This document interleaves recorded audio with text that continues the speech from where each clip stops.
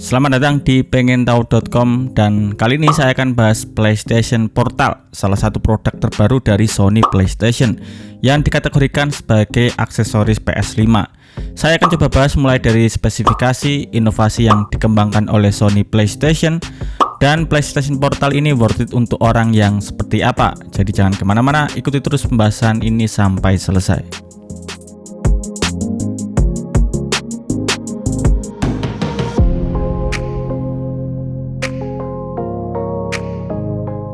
Setelah rilisnya PS5 pada tahun 2020 lalu, Sony mengumumkan sedang melakukan sebuah project yang diberi nama Project Q dengan memperlihatkan sebuah device dengan desain controller DualSense yang dibelah menjadi dua dan ditempel layar pada bagian tengah. Sekilas memang terlihat seperti konsol handheld baru dari Sony karena memang tidak di-reveal terlalu banyak apakah Project Q ini. Ditambah Sony yang sudah lama tidak merilis konsol handheld mereka sejak tahun 2019, di mana produk terakhirnya adalah PS Vita Slim. Tentu saja berita ini menjadi angin segar buat para fans yang sudah menunggu hadirnya konsol handheld dari Sony PlayStation. Tapi harapan dan ekspektasi akhirnya musnah juga karena ternyata Project Q ini hanyalah pengembangan device untuk remote play PS5. Dan inilah yang menjadi puncak kekecewaan para fans Sony PlayStation. Tapi di sisi lain, yang mempunyai PS5 jelas ingin membeli PlayStation Portal. Spesifikasi PlayStation Portal menggunakan layar LCD 8 inci touchscreen dengan resolusi 1080p yang dapat bekerja di 60 fps. Dengan desain yang bukan hanya mirip dengan DualSense, melainkan juga mengusung fitur yang ada pada DualSense, yaitu memiliki haptic feedback, sensor motion, serta adaptive trigger. Secara visual di bagian depan PlayStation Portal sangat mirip dengan DualSense. Ada tombol option, mute, home, dan share. Di bagian atas terdapat tombol volume plus minus, linking, speaker, dan tombol power. Di bagian belakang tampak polos dengan bentuk lekukan sebagai desain untuk handling kenyamanan tangan. Sedangkan di bagian bawah terdapat port charger dan port jack audio 3,5 mm. Sony bilang kalau ingin menggunakan headset berkabel bisa menggunakan headset yang punya jack audio 3,5 mm.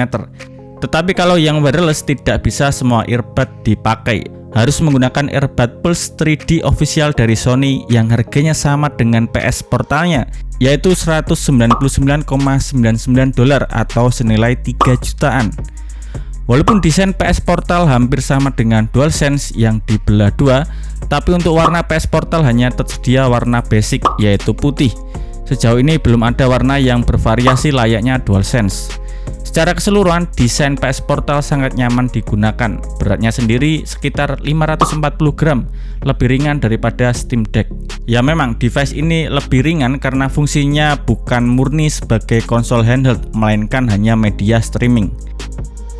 Sedangkan untuk masalah streamingnya sendiri, Sony PlayStation bilang kecepatan internet yang dibutuhkan minimal 5 Mbps dan untuk pengalaman yang maksimal direkomendasikan 15 Mbps.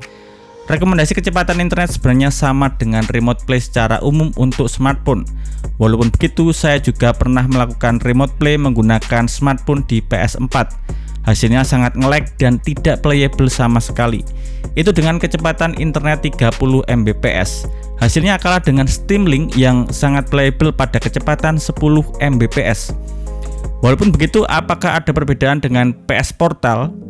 Walaupun saya nggak nyobain secara langsung, tapi bisa dipastikan bahwa PS Portal akan lebih playable karena ada optimisasi dari Sony. Karena produk streaming yang menjadi perhatian utamanya ya latensinya. PS Portal bisa dimainkan dimanapun dengan syarat PS5 dalam keadaan on dan kedua device terhubung koneksi internet. Jadi di sini koneksi internetnya tidak harus menggunakan sumber yang sama.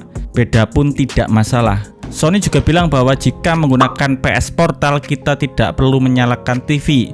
Ya mungkin cuma setup di awal saja, selebihnya nggak perlu. TV-nya tetap bisa digunakan untuk nonton asalkan PS5 dalam kondisi hidup. Spek lain yang tidak disebutkan oleh Sony PlayStation adalah berapa kapasitas baterai, dan kalau masalah ini saya nggak bisa memberikan penjelasan karena tidak bisa nyobain dan ngetes barangnya secara langsung. PS Portal adalah sebuah inovasi terbaru dari Sony, yaitu ekosistem konsol next gen. Berbeda dengan konsol last gen PS4 misalnya, yang kehadirannya itu ya hanya untuk media gaming saja. Melalui PS5, Sony ingin membuat sebuah ekosistem entertain yang salah satunya diawali dengan PS Portal. Kita yang sudah mempunyai PS5 nggak perlu lagi beli konsol handheld lain, cukup beli PS Portal dan kita nggak perlu pusing dengan harga game, karena gamenya sudah dibeli jadi satu dengan PS5. Kalau sudah punya PS5 nggak perlu lagi beli Apple TV misalnya, cukup beli remote PS5 saja. Bisa lebih mudah nonton film melalui PS5. Kalau punya PS5 sudah nggak perlu lagi bikin setup gaming streamer, cukup beli kamera PS5, bisa streaming game dan langsung upload. Kira-kira seperti itulah inovasi PS5 membangun sebuah ekosistem media entertain. Salah satunya adalah dengan hadirnya PlayStation Portal.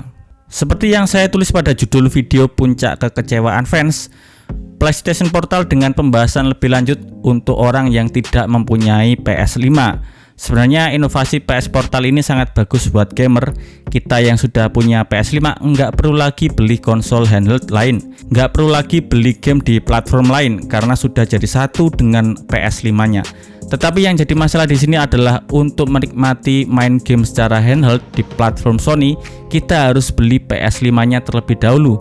Bahkan PS Portal ini juga tidak kompatibel dengan PS4. Walaupun memang konsepnya itu adalah sebuah ekosistem, tapi bayangkan saja jika PS Portal ini murni adalah konsol handheld, jadi gamer bisa membeli terpisah, nggak perlu beli PS5, tidak mengeluarkan budget terlalu tinggi. Masalah game itu kan tersimpan pada account PlayStation kita. Game yang sudah kita beli di PS4 pun masih bisa dimainkan di PS5. Jadi masalah pembelian game itu tidak masalah, yang penting ada hardware murni secara handheld, bukan sekedar handheld untuk streaming game. Di sisi lain saya bilang laku keras karena yang punya PS5 pasti kebanyakan kepincut dengan hadirnya PlayStation Portal. Rugi kalau sudah punya PS5 tapi nggak punya PS Portal. Apalagi jika sudah punya PS5 itu kebanyakan juga sudah ada koneksi internet di rumah. Jadi ya pasti bisa digunakan secara maksimal. Istilahnya bisa memaksimalkan performa konsol PS5. Baiklah, itu saja pembahasan mengenai PlayStation Portal. Pembahasan ini saya buat berdasarkan riset, bukan berdasarkan review produknya secara langsung. Dengan kesimpulan, PS Portal akan menjadi sangat worth it buat orang yang sudah mempunyai PS5.